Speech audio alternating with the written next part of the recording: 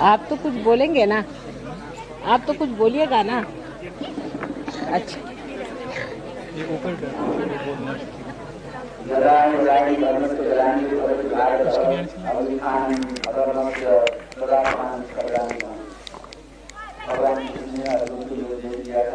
जब इस संसार में धर्म की गलानी होती है, पाप का उद्धार होता है, पाप रखता है, तो भगवान इस संसार में पाप को नष्ट करने के लिए, दुष्टों का संहार करने के लिए इस संसार में आते हैं, अवतरित होते हैं, अवतार लेते हैं।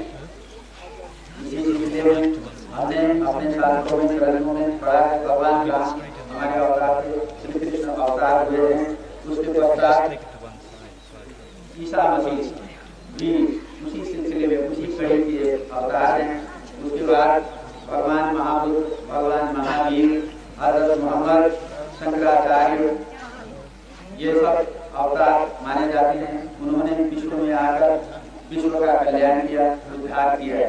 इसी सिलसिले में ये आज निर्मला देवी भी इस संसार को कल्याण के लिए, उद्धार के लिए यहाँ अवतरित हुई है। इसमें कोई संशय नहीं है कि इन्होंने अवतार का रूप किया है।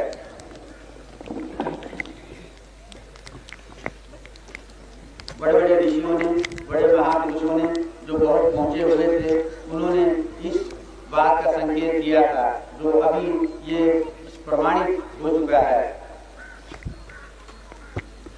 अमेरिका में एक जीन जैक्सन नाम के ऋषि हुए हैं।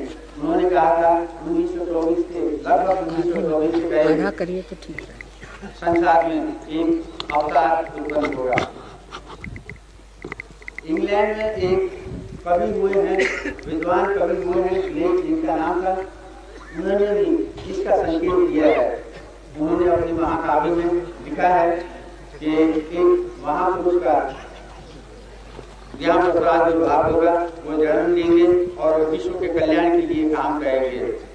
उनके काव्य में जिन स्थानों के बारे में उन्होंने लिखा है, जिन घटना के संबंध में जो स्थान उन्होंने वर्णन किया है, उन स्थानों पर अभी माता के सहयोग के आश्रम खुले हैं, उनके निवास स्थान बने हैं। इससे भी ये सिद्ध होता है कि ये अवतार हैं, ये उसी सिलसिले में जगत कल्याण के लिए यहाँ पर आई है। शायद 2000 साल पहले एक भृगु ऋषि हुए हैं। ऋषि ने चमत्कार थे, उन्होंने ग्रंथ लिखे हैं। एक भृगु संहिता और दूसरा ग्रंथ है नारी ग्रंथ। उनसे भृगु संहिता में उन्होंने इसका ये वर्णन किया है। एक 1924 के कहीं एक ऐसे व्यक्ति का उद्भाव होगा, उनका उन्होंने जन्म कुंडली वहां पर लिखा है कि इस नक्षत्र में, इस राशि में, इस कुंडली वाले एक व्यक्ति का जन्म होगा। तो उस कुंडली का भी इन माता जी के से मिलता है। और नारी ग्रंथ में भी इसका जिक्र है। उन्होंने लिखा था कि एक ऐसे मनुष्य का प्रादुर्भाव होगा, उत्पत्ति होगी संसार में, जो एक नए तरीके से, एक नए सहज भाव से विश्व का कल्याण करेंगे। और ये है वो माता आदिशक्ति माता जी, निर्मला देवी ही हैं, जिन्होंने सहज योग का संस्थापन किया। उन्होंने इसको संस्थापित किया और उसके माध्यम से सहज योग पहले हमें मोक्ष के लिए, मुक्ति के लिए बहुत संघर्ष करना पड़ता था, तपस्या करनी पड़ती थी, बहुत कष्ट उठाने पड़ते थे, क्योंकि लोगों को मोक्ष नहीं मिलता था। लेकिन इन्होंने वो मार्ग अपनाया जिससे अब मोक्ष जो है वो आसान हो गया है। अपने जीवन में ही मोक्ष को हम प्राप्त कर सकते हैं। वो सहज योग की मार्फत ऐसा हो सकता है। तो आज हमारे बीच आदि शक्ति श्री माता जी निर्मला देवी विराजमान हैं। हम सौभाग्यशाली हैं कि यहाँ पर वो पधारी हैं। हम यहाँ दुर्गेश्वर महादेव की दल मंदिर की समिति की ओर से, यहाँ की जनता की ओर से हम उनका अभिवादन करते हैं, उनका स्वागत करते हैं और साथ ही जो लोग जो अनुयायी जो बाहर से आए हुए हैं उनका भी हम स्वागत करते हैं। उन्होंने इस स्थान की शुरुआत को, इस स्थान को पवित्र किया है। भगवान ने इस स्थान को सौंदर्य प्रदान किया है। स्थान मनोहर दृश्यों से परिपूर्ण है, अच्छे स्थान है। यहाँ के लोग भी बड़े सरल हैं, स्वभाव हैं, सुंदर हैं, लेकिन यहाँ के लोग जो हैं वो सांसारिक वो माया और अंधविश्वास के जाल में पड़े हुए हैं। हम आशा करते हैं कि माता जी हमको इस अंधकार से मुक्त कराएंगी।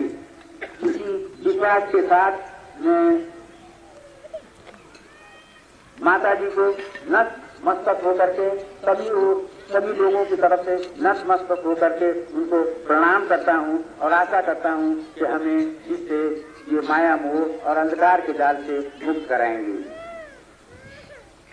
अब ये सहयोग का मैंने अभी जिक्र किया था, वर्णन किया था।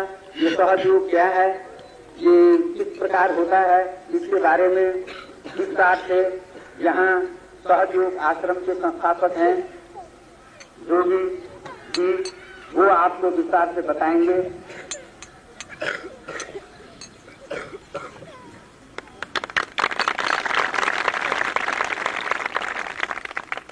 पूज्य श्री माता जी निर्मला देवी चाल समिति और भाइयों बहनों, मैं आप सबका धन्यवाद करता हूं जो कि बहुत दूर दूर ग्राम से आए हैं। कुछ लोग करेरी से आए हैं, कुछ लोग धर्मकोट से, कुछ भागपुर से और चरी से, और कुछ सहयोगी भी बहुत दूर दूर से आए हैं। कन्याकुमारी, बॉम्बे, पूना, दिल्ली और जगहों से बहुत से लोग आए हैं। और ऐसे लगता है कि जो भक्ति यहाँ के जो द्वारका ऋषि हुए उन्होंने की, आज समय आ गया है उस भक्ति का फल मिलने का, और ये फल आप सबको ही मिलेगा, सहयोग श्री माता जी की कृपा से। जिस शक्ति की आप इतने वर्षों से प्रार्थना करते आए हैं, आज ही वो शक्ति आपके सामने है। आज ही वो शक्ति आपके भीतर में जागरूक हो। मैं थोड़ा सा पहाड़ी में बोलूंगा। जड़ी शक्ति अभी इन्हें वर्षों से भक्ति करते आए हैं।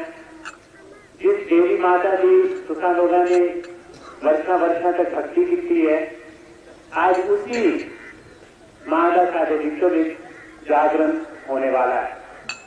इन पहाड़ियों में, इन पहाड़ी इलाकों में, हर पहाड़ी में कोई ना कोई देवी का मंदिर है। इस देवी की बड़ी देन है कि इसमें जो लोगों की रक्षा और हर चीज की अधिकारी होती रही। पर कुछ ऐसी गल्ला आ गई है साढ़े देश जिया की जादू टोना है, जो लोग इसे करते आए हैं वो इस शक्ति के विरुद्ध है। जो लोग जादू टोने ज्यादा देर करते आए, उनकी हर किस्म की बीमारी, उनके कारोबार सब नष्ट हुए। जो लोग देवी की भक्ति करते आए पर शराब वगैरह पीते आए, वो देवी के विरुद्ध हो। इसमें ऐसी दिखता है कि लोगों के यहाँ बहुत शराब वगैरह चलती है। नाले से तुसा देवी की भक्ति करते हो तो नाले से तुसा शराब पीते। ये दोनों गल्ला करने नहीं हो सकती। जेड़ा शराब पीना वो बिल्कुल देवी के विकलाप की गल। जिथा तुसी महादेव का मंदिर बनाया, तो इधर कन्ने चोरदा ठेका ये बिल्कुल गलत बात है। दाल कमेटी इचेगा कि इस चीज की बिल्कुल बंद है और जो नदी ग्राम के लोग और लागे के लोग ना उन्हें इचेगा कि इसकी बंद है ताई पूरी तरह देवी की तौर भीतर स्थापना हो सकती। ये देवी जी साढ़े भीतर है ये कुंडली बुलाते हैं और ये जी जागरूक होती है इस तरह सारी बीमारियां दूर हो जाती और सब चीजा सरल सफल हो जाए थोड़ी भक्ति का तो अपनी फल मिल जाए। इसलिए ऐसी श्री माता जी की यही प्रार्थना करने हैं कि आज ये तौर भीतर जी शक्ति छुट्टी दी है इसकी जागरण करें और उन्हें करें तो अपनी आशीर्वाद दें। श्री माता जी निर्मला देवी अब आप प्रवचन करेंगी और फिर कुंडली जागरण हो। धन्यवाद।